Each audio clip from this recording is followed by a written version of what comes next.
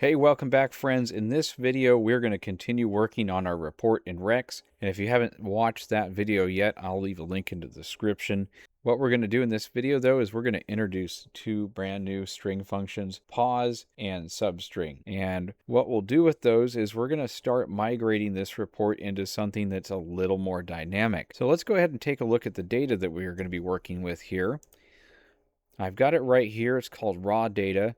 And in this particular case, there are three items returned. There's the branch name, the broker name, and the deposit name.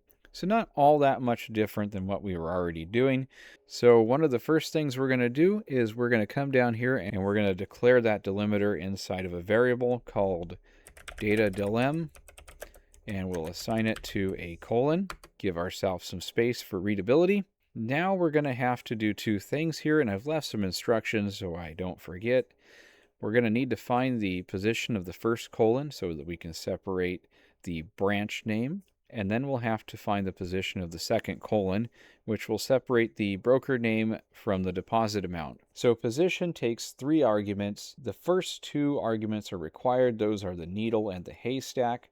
And then it returns the starting position of the needle. Now, if it can't find the needle in the haystack, then it returns 0. If you supply the third argument, though, the start argument, which is optional, then it will search from that position in the haystack. So to start, we're going to create a variable called branch delim pause, and we'll call the pause function. We're going to pass in the data delimiter, and then we're going to pass in the raw data, and this will give us the position of the first delimiter. And next, we're going to come in here and we're going to do the same thing, but this time we're going to figure out where the broker name delimiter is. So broker delim pause equals pause. So we'll provide the delimiter, the raw data, and for this, because we've already started at the beginning of the string to find our branch delimiter position, we're going to have to take advantage of the start argument. And for that, we're going to take the branch delimiter position and we're going to start one above that. So now that we have those two delimiter positions defined, what's going to happen next is we need to extract the broker name. And to do this, we actually have to create one more variable because we're going to need to know how long the broker's name actually is. So we're going to come down here and we're going to create one new variable called broker name len. And to calculate this, we're going to take the broker delimiter position and we're going to subtract it from the branch delimiter position. And then just for good measure, we're going to subtract 1 from that because we want to make sure that we're not picking up that semicolon from the first piece. And now that we have that defined, what we can do is introduce the substring function.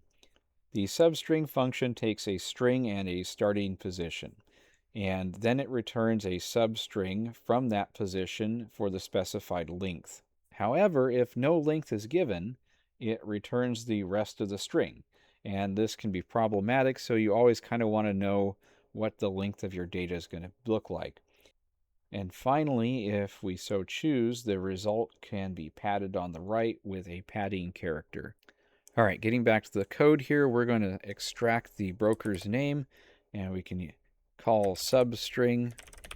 Remember, it takes the needle, which is our raw data.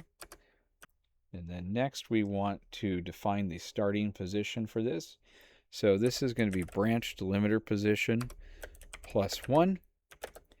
And from there, we also want it to only return data between those two colons, which is why we defined the broker name length. And next, I'm just going to print this out to see what we're getting here, make sure we have no code errors. I'm going to go ahead and save it. We'll clear our screen and run it again. And there we go. We have Johnston Stephen printing out to the screen. And here's where the fun part begins. Your manager comes up to you and says, well, we want it to be first name last, not last name first.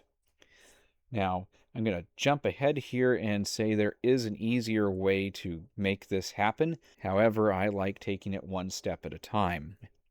So, what we're going to do here is I'm going to come down here and we're going to use pause again, but this time we're going to create a variable to hold the comma position.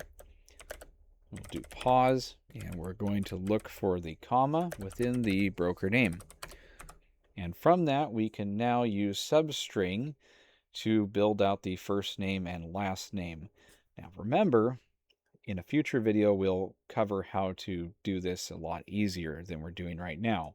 So don't get stressed out. There is an easier way. We're just not going to cover it right now. All right. So we're going to take broker name, and this time we're going to use substring. We're going to pass in the broker name,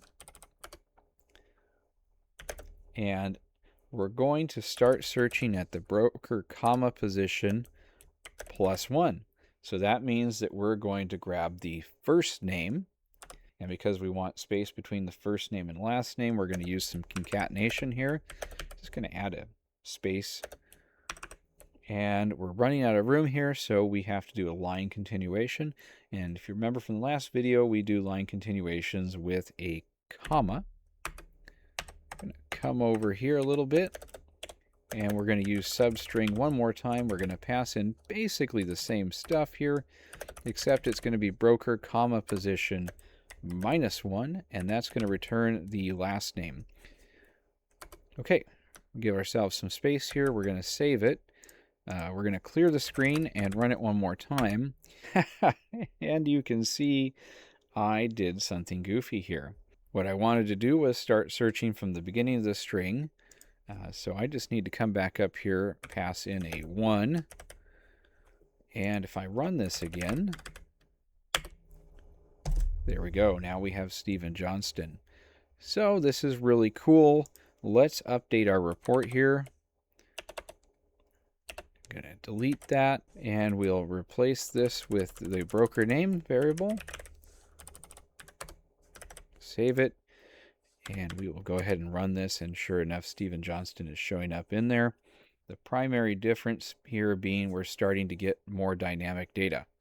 Well, I hope you've enjoyed this video, and if you found it useful and you like what you're seeing, please subscribe and like and share this video out. It really helps me out. And until next time, this is Stephen for New to Z, and may the code be with you.